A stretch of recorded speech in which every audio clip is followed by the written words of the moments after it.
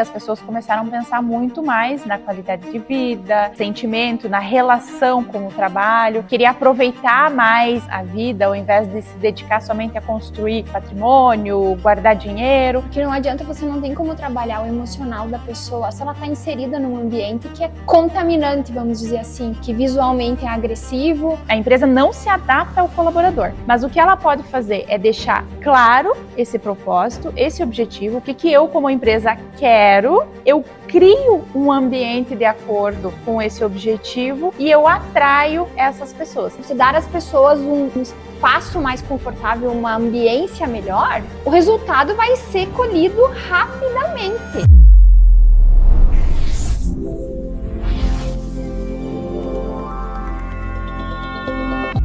Olá, eu sou a Lia Mara Duarte, sou consultora de gestão de pessoas.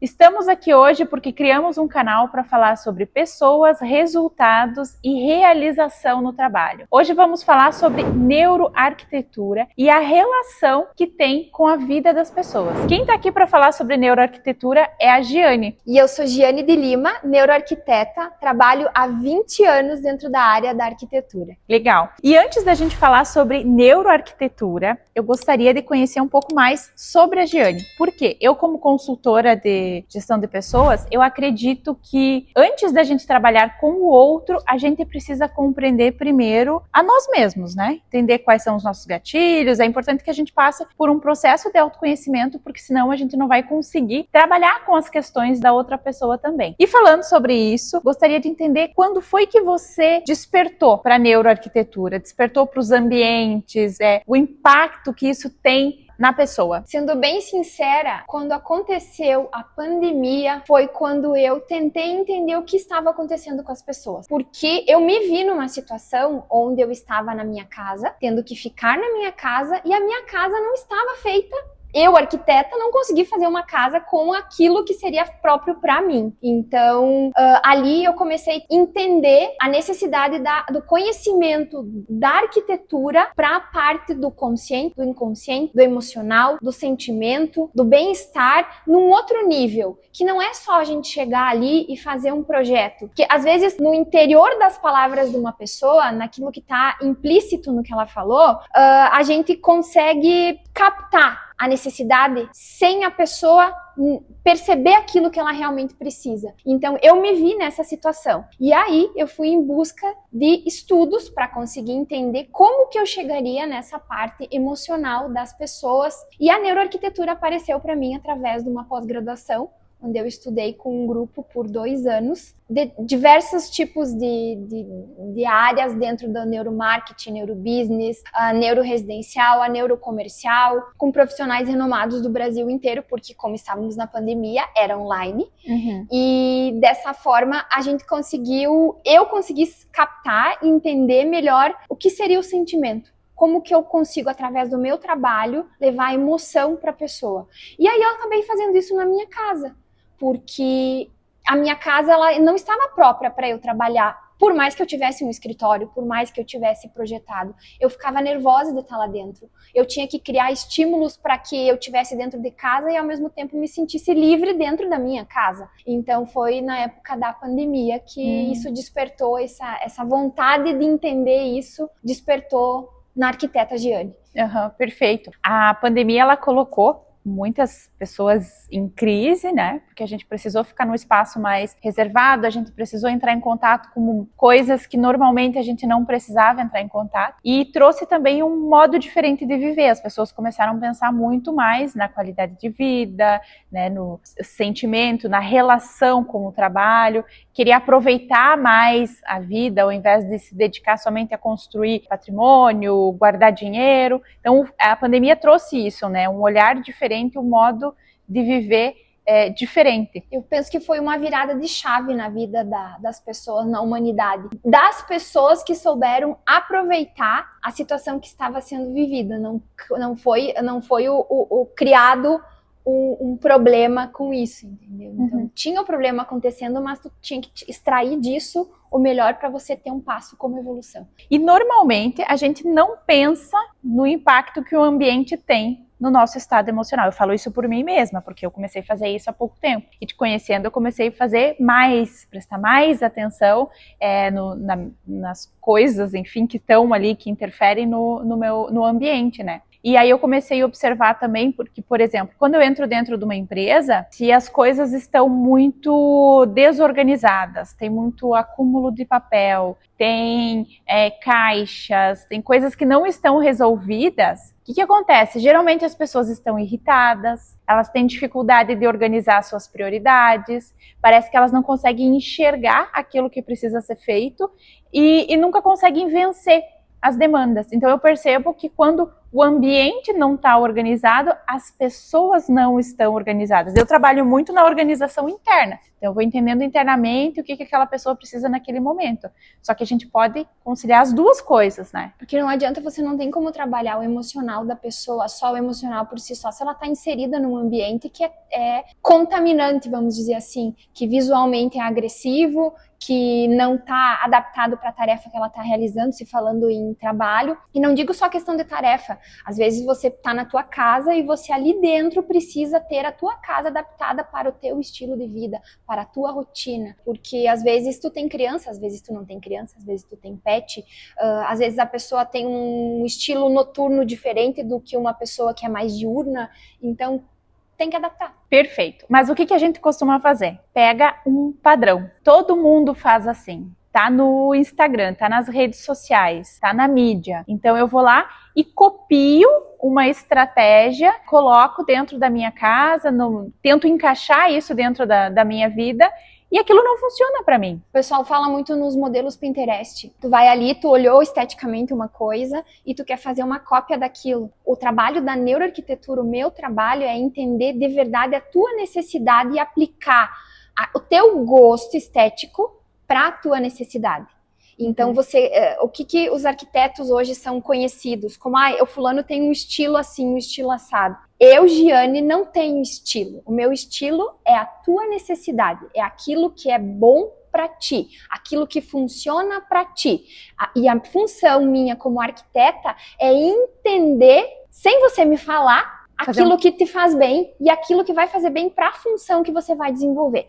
Por exemplo, uma pessoa alta, eu sou alta. Uma pessoa alta, ela tem uma ergonomia, uma necessidade de ergonomia diferente de uma pessoa baixa. Então, não adianta eu trabalhar com móveis na altura errada. A pessoa vai estar se sentindo desconfortável.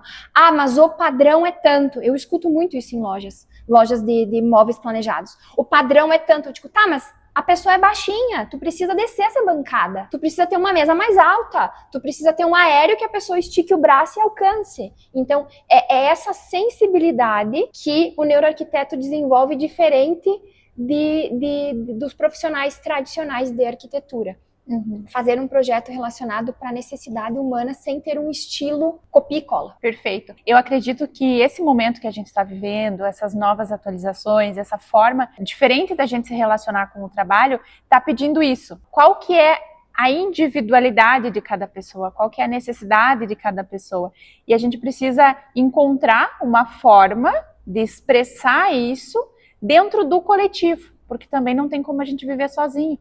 Eu acho que esse momento ele pede muito sair dos padrões. Não é porque sempre deu certo ou porque deu certo no passado que agora vai continuar dando certo.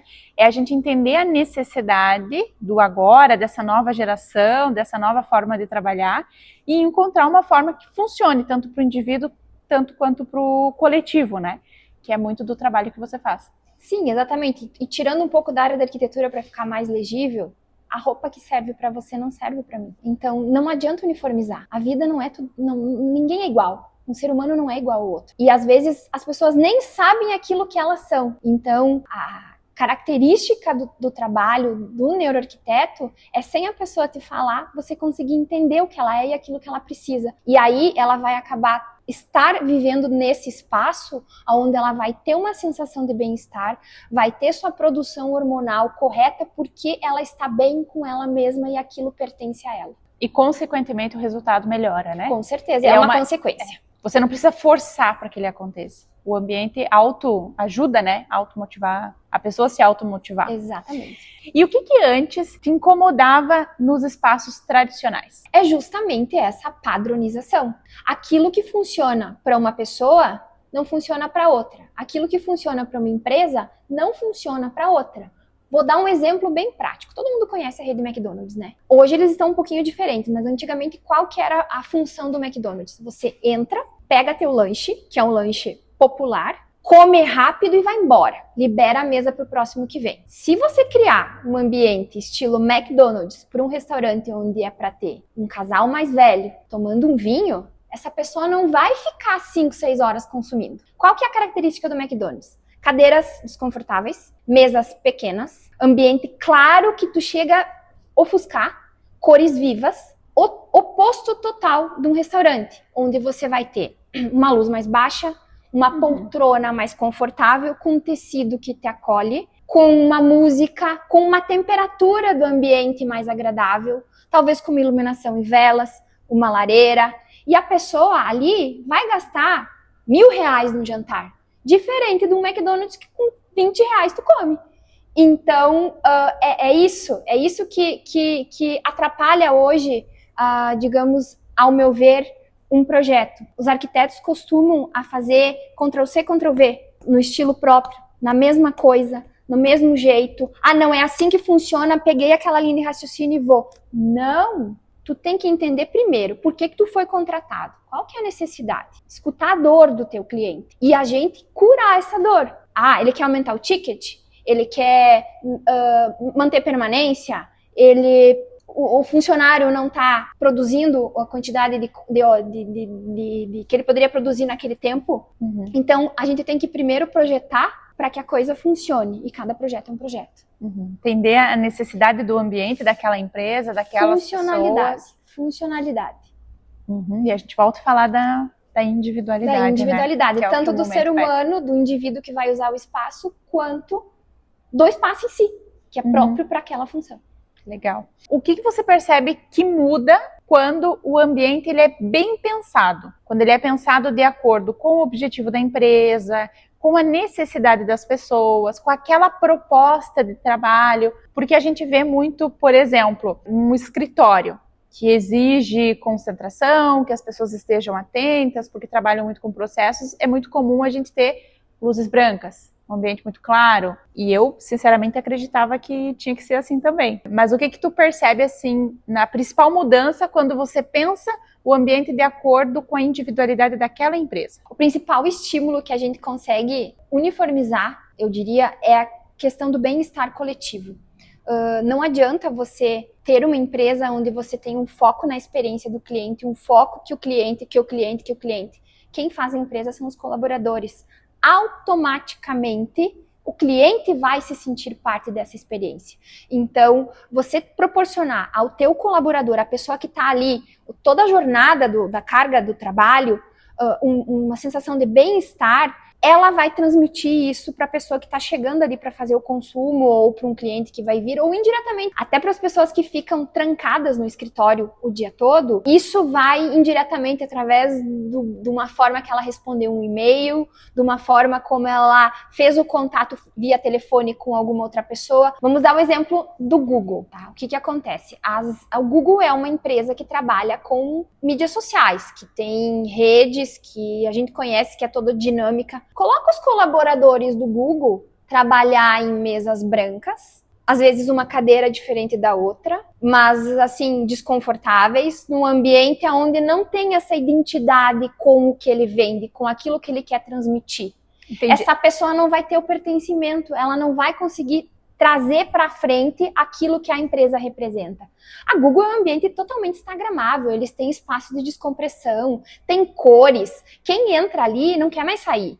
Perfeito. Isso estimula a criatividade das pessoas. O objetivo da empresa, criação. O ambiente é criado para proporcionar essa motivação, né? Que a pessoa já se sinta apta a criar. Ele dá ferramentas, condições. que gera automaticamente por um bem-estar. Isso, neurologicamente falando, você vai fazer uma produção hormonal melhor durante o dia e a pessoa vai se sentir parte daquilo que vai refletir totalmente na ponta. Perfeito. E também isso vai contribuir muito num problema que a gente tem bastante, que é a dificuldade de atração de talentos. Se eu tenho um ambiente que é proporcional ao meu objetivo, à identidade da empresa, automaticamente fica mais fácil de atrair as pessoas que se identificam com esse projeto, que se identificam com essa empresa. Também melhora muito a questão de rotatividade, porque a pessoa ela se identifica, muito do que a geração Z busca é propósito, identidade, e ali ela se sente conectada com esse projeto da empresa, produz mais, ela vai querer permanecer, vai ter motivação. Então, trabalhando esses aspectos, a gente consegue solucionar outros problemas que geralmente parecem ou muito difíceis, ou as pessoas acham que realmente as pessoas agora não querem mais trabalhar, e não é isso. Não é isso, é só ajustar a necessidade dessa geração, a necessidade desses tempos, mudou os valores, né? O impacto que vai causar é o espaço refletir na proposta que a empresa quer passar, tanto para o cliente, mas principalmente para o colaborador. Perfeito. E você já viu alguém adoecer dentro da empresa por causa do ambiente? Eu sou a prova viva de que algumas mudanças fazem sentido. Vou contar um caso de uma experiência de um local que eu trabalhei por longos anos.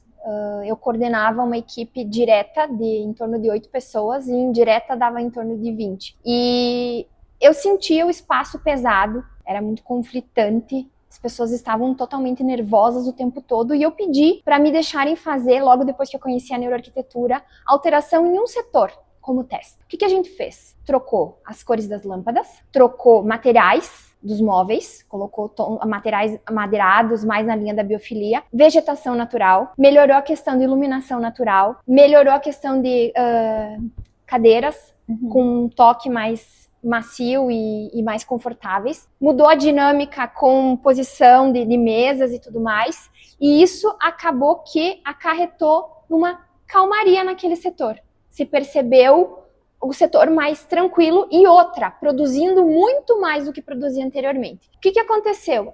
Esse local, a gente acabou implantando em todas as outras salas a mesma dinâmica. O ambiente ficou mais calmo e mais tranquilo. Porém, eu comecei a observar o comportamento em mim, na dinâmica de pessoas que acontecia lá dentro. E eu vi que não adiantou para mim, para a Giane Pessoa, mudar só essa dinâmica. Precisava de mais. E eu percebi, através de uma situação, de um caso onde eu tive uma crise fortíssima de herpes zoster, eu nunca tinha tido nada disso, devido a uma situação que aconteceu, onde eu tive que parar por 10 dias, que eu não conseguia nem vestir a minha roupa. E eu disse, não, tem coisa errada aí. Vamos analisar, porque não foi suficiente. Automaticamente eu mudei o meu comportamento. Aos poucos fui me afastando. E quando eu entendi que ali não era lugar mais para eu estar, porque isso estava me causando doença, eu aceitei e propus para mim mesma algumas mudanças, que automaticamente impactaram com um pouco mais de prazo, mudar o meu estilo de vida. Eu acabei mudando de cidade, eu acabei mudando do local onde eu morava, no apartamento, na mudança de cidade, troquei formas de me vestir, troquei a minha rotina, as pessoas que eu convivia, a minha alimentação, meu tempo livre. Criei novos hábitos para conseguir me entender e me conectar. E assim eu consegui ver que às vezes não adianta só a arquitetura ajuda muito, mas também a pessoa tem que se conhecer, tem que se explorar para entender aquilo que serve e o que não serve para ela. Então eu acho que é um lado que é uma conexão de uma coisa com a outra. Perfeito. E eu estava aqui pensando, né, enquanto você falava, a importância da gente trabalhar o conjunto. É importante a gente trabalhar, sim, o desenvolvimento das lideranças, porque a liderança ela vai ter um impacto muito maior na equipe. Então o estado emocional, a forma como aquela pessoa está organizando a vida dela, objetivos, enfim, se ela está usando toda a sua capacidade, o seu potencial ou não, o quanto ela se sente satisfeita com isso ou não, isso impacta em todos que estão abaixo dele. Também como a gente usar as estratégias do ambiente para facilitar esse caminho, porque percebendo assim pela minha trajetória também, no momento que a gente começa a mudar internamente, o ambiente ele é um reflexo do que acontece. Então é natural que dentro do nosso processo de desenvolvimento a gente precise mudar o ambiente, precise mudar as relações, ou nem mudar as relações em si, mas mudar a forma de se relacionar com aquelas pessoas. Agora é um modo de falar diferente, é um modo de comunicar diferente, então é um modo de se relacionar diferente com as pessoas. E o ambiente precisa dessa modificação. Eu penso que às vezes até pode ser coisa simples, né? Não precisa necessariamente ser mudar de cidade, né? Mas pode ser mudar as coisas de lugar, mudar a forma de comunicar as informações dentro da empresa. Criar uma rotina diferente para algum hábito que você tenha. Não sei, tem coisas tão simples que você pode fazer. Às vezes tu tem o hábito de sempre, eu cheguei aqui, eu tenho que ter essa coisa nesse local. Por quê? Tenta colocar ela lá para ver se talvez não vai causar em ti um impacto diferente e vai te trazer um bem-estar que tu nem viu que poderia ter. Uhum. De novo a gente entra no padrão, né? Mania de querer padronizar as coisas. A empresa tem 20, 30 anos e a gente sempre fez desse jeito. Tá, ok, funcionou por 20, por 30 anos, mas agora é o momento de criar coisas novas. Olha, uma fala que eu digo muito pro pessoal de canteiro de obras que trabalha comigo, eu recebo muito isso de empreiteiros e tal. Ah, mas eu sempre fiz assim. Não é ser rígida com eles, mas várias vezes eu já tive que usar essa seguinte resposta. Pois é, mas tu sempre fez errado. Então tá na hora de aprender uma coisa nova e tentar uma mudança. E os escritórios? Pergunto porque quando eu entro dentro principalmente dessas empresas, o que eu percebo? Quem trabalha num ambiente de escritório geralmente são pessoas que têm uma tendência a estarem mais irritadas, elas têm um sentimento de urgência. Quando eu chego para fazer uma palestra, um treinamento, as pessoas elas já estão tensas, parece que elas estão correndo contra o tempo. Então, com demanda atrasada, sempre tem essa sensação de urgência, elas não são muito receptivas. Primeiro porque o escritório, ele já te dá um padrão, ele já te dá processos, são coisas que são estruturadas dessa forma, já tem rotina, prazos, então já induz a pessoa a pensar dessa forma. Ok, é necessário, o sistema ele funciona assim. Só que, por outro lado, a gente tem que considerar a pessoa que está fazendo esses processos que não está bem. Existe alguma estratégia que a gente pode usar nesses ambientes para aliviar o estresse, para ajudar no foco, na concentração, sem causar essa irritação? Na verdade, a primeira coisa é aquilo que a gente já falou até agora. Entender a função do ambiente. Porque, se é um escritório, já é mais fácil. Mas às vezes você tem uma tarefa mais específica onde aquele ambiente não está propício para ser feito aquilo. Vou dar um exemplo bem contraditório ao escritório. Você tem uma bancada onde alguma pessoa trabalhe com uma tarefa mais minuciosa, por exemplo, uma relojoaria, onde você tem peças pequenas e tu tem uma tarefa mais concentrada. Se você colocar a iluminação que você trabalha numa bancada de relojoaria para uma pessoa que está na frente do computador, não serve. Então, digamos assim, se eu tivesse que elencar um primeiro item a trabalhar, seria a iluminação desse espaço, onde você teria que entender como vai ser a rotina, como são, inclusive até a faixa etária das pessoas. Daqui a pouco são mais jovens, são mais adolescentes, é misto. Então, por quê? As pessoas mais velhas têm a parte dos olhos com a pupila dilata de uma forma diferente. Nossa, que interessante. Então, do que um jovem. O jovem, ele vai trabalhar com ela mais rápida. E uma pessoa mais velha vai ter um pouco mais de tempo para essa pupila dilatar. Como é que a nossa pupila dilata? Vou falar de novo. Como é que a nossa pupila dilata? Conforme a luz que entra nos nossos olhos. Então, quando ela fica abrindo e fechando, você tem uma sensação de estresse. Então, por isso que eu digo, tem que entender o que vai acontecer naquele espaço. A gente tem que trabalhar, primeiramente, eu sugeriria, mexer na iluminação. Depois de N fatores, a gente consegue ir intervindo. Espaço físico, layout, pintura de paredes ou algumas outras coisas do gênero. Mas eu trabalharia como principal item a iluminação.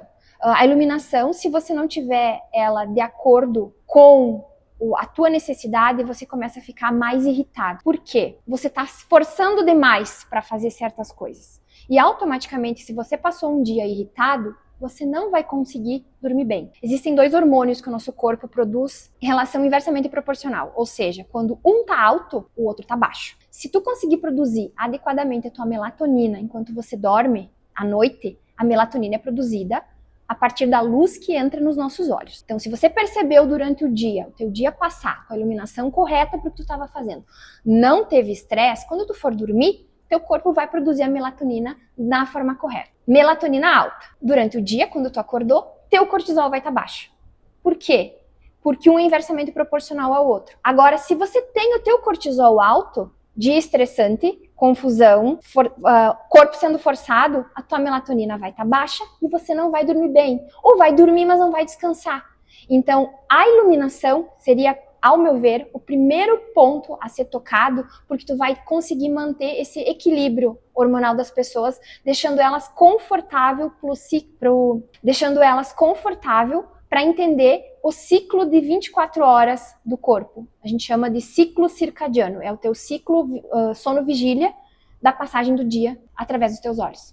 Legal. E tá, mas geralmente a gente coloca luzes brancas. Eu, por exemplo, no meu escritório, primeira coisa que eu fiz foi muito branco. Luz branca, porque eu gosto de acordar cedo e para mim acordar, assim, já com energia, com atenção. Tá correto ou vou ter que mudar meu escritório? Não é uma coisa de correto ou incorreto. É aquilo que a gente estava falando, entender a necessidade. Por quê? Como é que a gente escolhe a cor da luz? Claro, hoje, já dando um spoiler assim de projeto, hoje existem lâmpadas que simulam a passagem do dia. Então você pode programar ela. São lâmpadas com automação, não é nada caro, tu compra no Mercado Livre, fazendo propaganda já aqui, mas tu compra facilmente e consegue controlar por um aplicativo no celular, onde ela vai produzir a luz de acordo com a passagem do dia. Por exemplo, escritórios onde tem 3 turnos, empresas onde tem 3 turnos, onde as pessoas não podem parar 5 minutos e olhar para uma janela, porque não tem a janela. Então você precisa fazer que o teu colaborador entenda essa passagem do dia. Respondendo a tua pergunta, vai depender da situação. O ideal, se o teu escritório for residencial, é não colocar a luz branca, porque você já vai ter a luz branca da tua tela. Então você vai ter muito estímulo com graus altos de luz azul. Teria que, ao meu ver, o ideal seria neutralizar.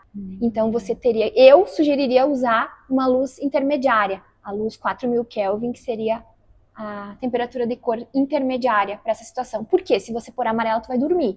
Sim. Mas se você pôr a branca, você vai ficar em muito estado de alerta, porque tu já tem uma tela. Sim, eu tenho dificuldade para dormir. Eu posso acordar 4, 5 horas da manhã e eu vou dormir muitas vezes meia-noite, 1h da manhã. Tem semanas que eu durmo pouquíssimo, principalmente as semanas que eu fico trabalhando mais internamente. Mas aí o que você tem que tentar produzir no teu escritório e na tua casa? Tu vai ter a tua luz mais forte, mais esbranquiçada, mais generalizada pro teu horário de dia, onde lá fora também tá dia. Onde lá fora tem o dia passando. Anoiteceu, tenha um abajur. Coloca um abajur com uma luz mais amarelinha, que aí o teu corpo vai entendendo, opa, tá na hora de desligar, vamos começar a produzir melatonina. Geralmente um corpo humano produz a melatonina, um ser humano produz a melatonina em torno de 8h30, 9 horas da noite, naturalmente. Por que esse horário? É quando não tem mais luz lá fora.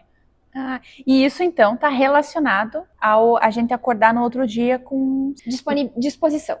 Mas se eu não faço, se eu, por exemplo, né, eu uso a luz branca, o meu horário de dormir acaba ficando desregulado, porque aí à noite eu tenho muita atenção, mesmo tendo acordado cedo, eu ainda estou agitada, eu vou dormir, vou acordar no outro dia cansada. Exatamente. Sentimento, sensação de cansaço. E aí passa semanas e, claro, que eu vou estar acordada, posso estar produzindo, mas eu não vou estar produzindo da melhor forma, entregando de fato mais resultado, usando toda a minha inteligência. E nem falando só de questão de entregar resultado. A longo prazo, o teu corpo vai adoecer. Você vai começar a ter crises de ansiedade, talvez uma falta de ar. A própria herpes é um sintoma de estresse. Vai chegar um ponto que você vai querer só dormir. Você pode ter alergia, queda de cabelo, e por aí vai. Azia, e começa o teu corpo a dizer, opa, tem coisa errada aí. Entra em um estado de alerta, é uma compensação. Exatamente, porque tu tá forçando muito além.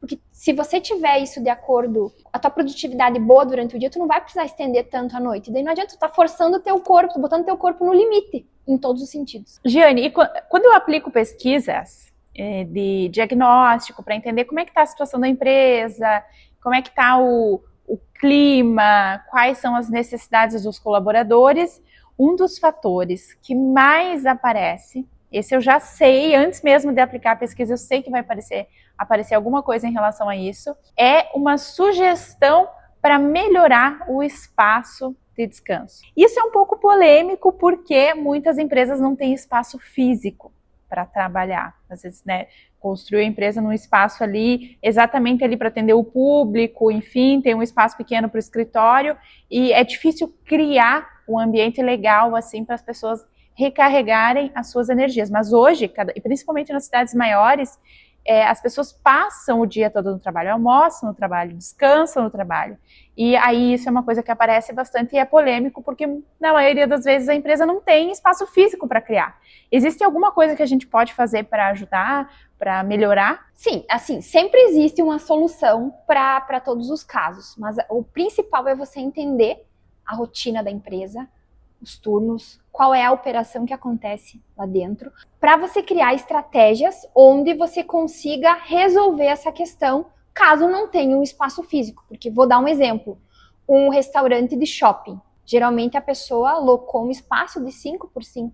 Geralmente não tem espaço. Não tem o que fazer. Mas você consegue criar estratégias para que aquilo seja resolvido de uma outra forma. Então, tem que analisar caso a caso. Isso é uma pergunta bem ampla, que hoje não tem como a gente dizer, faz assim ou faz assado. O que sugestões? Às vezes tu resolve essa situação com uma simples bancada. Uma bancada pequena, que você tenha ali uma vegetação, que você tenha ali, às vezes, até um jogo de tabuleiro, para a pessoa sair daquela coisa que ela estava fazendo tão concentrada e fazer uma coisa que não tem nada a ver. Isso dá um gás pro cérebro quando tu dá uma quebra e volta, que não tem explicação. Então, tem que entender a rotina de cada empresa e, dentro disso, criar certas estratégias. Até um puff no cantinho ali para deitar, descansar, pode ser. Qualquer coisa, tem que ver, às vezes tem um espacinho que tá ocioso, que ali a gente transforma. Não tem como pôr janela. Hoje existem telas retroiluminadas que você simula uma janela. Solução tem. Sempre tem solução. Tem que analisar caso a caso.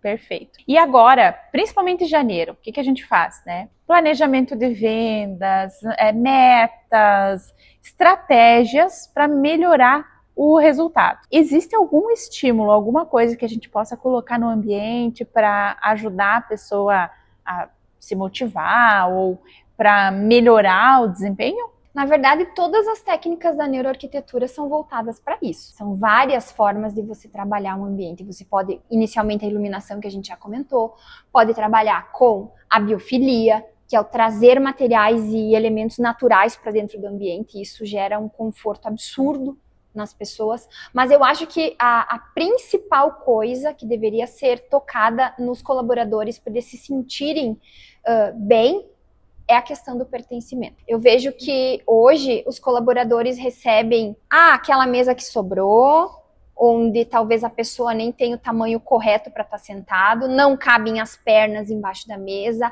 a cadeira não é adequada para a altura da pessoa. Eu sou uma pessoa alta, a cadeira que serve para mim não serve para uma pessoa que tem 20, 30 centímetros a menos que eu, vai ter dores nas costas. Eu tenho que ter uma cadeira com encosto mais alto. Então, eu vejo que assim, o ambiente estar aplicado para a necessidade da pessoa, de quem está ali trabalhando, ser pensado, a pessoa chegar ali e saber que aquela mesa, aquele cantinho é dela. E automaticamente você transpor em elementos do espaço.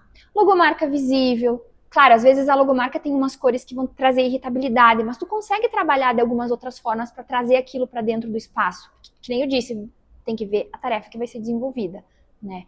Mas tu consegue trabalhar elementos, eu acho que tu conseguir trazer o pertencimento para o teu colaborador, tu alcança muito mais, tu vai muito mais além. E aí a gente entra num ponto que se fala muito que é cultura. Então, a forma como a gente organiza o ambiente, pensa no nosso colaborador, pensa na forma, né, no objetivo, na proposta, no produto, pode favorecer a cultura, o desenvolvimento da cultura. Daí a gente entra de novo, atração de talentos, diminui rotatividade. Que a pessoa já sabe como é que funciona ali dentro, sem nem ser dito. E aí ela vai saber se ela quer ou não quer aquilo para ela.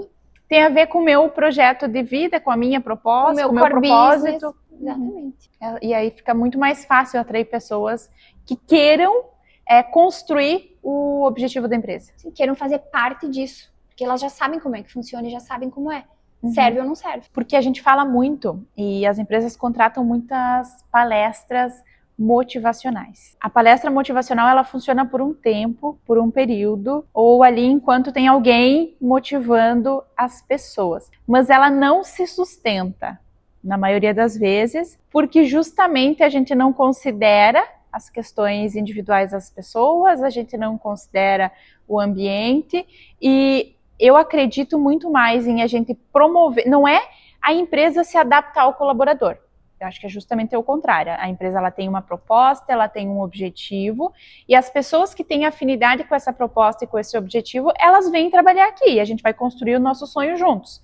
Então, a empresa não se adapta ao colaborador, mas o que ela pode fazer é deixar claro esse propósito, esse objetivo, o que eu como empresa quero, eu crio um ambiente de acordo com esse objetivo e eu atraio essas pessoas. Eu penso que muitas vezes isso que não fica claro, que não é considerado, e aí, às vezes essa proposta, esse objetivo não está muito claro, eu trago uma palestra motivacional. Ok, as pessoas se motivam por um tempo, porque tem alguém ali falando, mas no dia a dia, a pessoa ela não tem condições, ela não tem ferramentas, ela não tem clareza, o projeto, o propósito não está claro, e aí ela não tem condições de se automotivar. E a automotivação é o que vai impactar de fato no resultado, né? O que vai fazer com que aquela pessoa entregue o melhor, que ela se desenvolva, que ela queira crescer e que ela queira contribuir da melhor forma possível.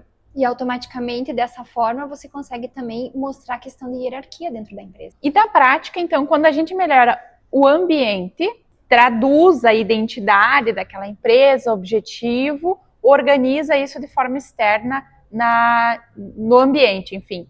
Vai mudar primeiro o comportamento da pessoa. E isso impacta no resultado? Não. Qual que é a tua percepção? O resultado vem automaticamente. Às vezes tem aquele preconceito de que é investimento, é investimento, é investimento. Investir no ambiente para você dar... Acho que é despesa. Exatamente, para você dar às pessoas um espaço mais confortável, uma ambiência melhor, o resultado vai ser colhido rapidamente. Você vai ter menos falta, mais produtividade, mais felicidade nas pessoas estarem ali fazendo a função delas. Isso vem com consequência. Resultado vem como consequência e rapidinho. Então, gastar com o ambiente não é uma despesa, é um investimento. Exatamente. Na tua percepção. Porque exatamente. Eu concordo, porque vai voltar isso de qualquer forma. As pessoas que estão bem com elas mesmas, que gostam de estar onde estão, que estão confortáveis, não é ausência de desafios, porque daí a gente entra numa outra coisa, né?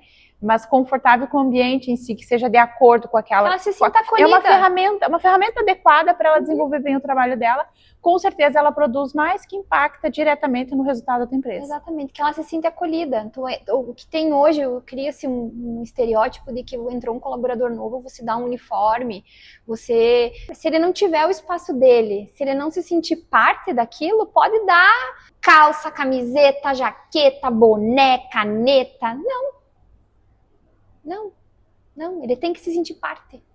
O retorno vem. Se o ambiente falasse, o que ele diria sobre a empresa? Depende muito de quem projetou o ambiente. Porque se o ambiente falar aquilo que ele precisa transmitir de verdade, quer dizer que o projeto foi feito correto, que o projeto foi bem entendido, que a intenção do usuário, de quem precisou fazer aquele trabalho, foi captada e foi transposta no espaço. A função daquele espaço está correta. Se você transmite o oposto disso, ele não foi bem pensado. Ou talvez não foi pensado, foi feito do jeito que deu. Então, ele pode comunicar estamos alinhados, esse é o meu projeto, esse é o meu propósito, ou não Aqui estamos, é uma a gente bagunça. a gente não sabe o que está fazendo aqui. Aqui é uma bagunça, não sei nada de nada, não tem onde guardar as coisas, as mesas estão uma confusão, tem placa colada por tudo quanto é lugar, tem uma mesa de cada tipo, a pessoa não sabe o lugar que ela tem que caminhar, o colaborador come no espaço, na bancada de trabalho, tem comida, tem água, tem chimarrão, e Então, é uma confusão, o ambiente comunica. Uhum. Ele comunica. Uma das novidades que a gente tem para 2026 é a fiscalização da NR1. Então, a partir de maio de 2026, toda empresa que não estiver regulamentada, ela pode ser multada, em alguns casos pode até fechar a empresa, suspender as atividades enquanto não for regularizado, conforme for o nível dos riscos que ela oferece para os colaboradores. Então, o que isso significa? Monitoramento de riscos agora tem que fazer parte da rotina da empresa, parte da rotina do colaborador. Além de todos os riscos físicos, também entrou o controle e prevenção dos riscos psicossociais. Na tua percepção, é possível a gente falar de bem-estar sem mexer no ambiente? Não, não tem como. A não ser que o ambiente já tenha sido mexido. Eu penso que, a não ser que o ambiente já esteja próprio para a função, a não ser que... Mas geralmente vai ter o risco psicossocial com a necessidade de intervenção, porque o ambiente também precisa sofrer uma intervenção. Então, eu não vejo como ter uma ruptura entre uma coisa e outra. É uma das formas da empresa, do empresário, fazer a parte dele perante ao colaborador. Inclusive perante a ele mesmo, porque isso é uma reação em cadeia, né? Uma coisa depende da outra. E se você pudesse mudar alguma coisa nos ambientes de trabalho hoje, para melhorar a saúde mental das pessoas, o que seria? Dentro de todas as coisas que a gente tem na neuroarquitetura para intervir, eu acho que o principal é a iluminação. Por quê? Sem luz, os nossos olhos não enxergam nada. Então, você não tem a percepção do ambiente, você não tem a percepção das cores, você não tem a percepção das pessoas que estão ali, você não consegue executar a tua tarefa corretamente. Então, e inclusive a questão da produção hormonal acontece a partir da luz que entra pelos nossos olhos, que isso vai te trazer o bem-estar. Então, a primeira coisa que eu faria de intervenção é a iluminação. Perfeito. E quem quiser saber mais sobre neuroarquitetura e desenvolvimento de pessoas, nos acompanhe nas nossas redes sociais.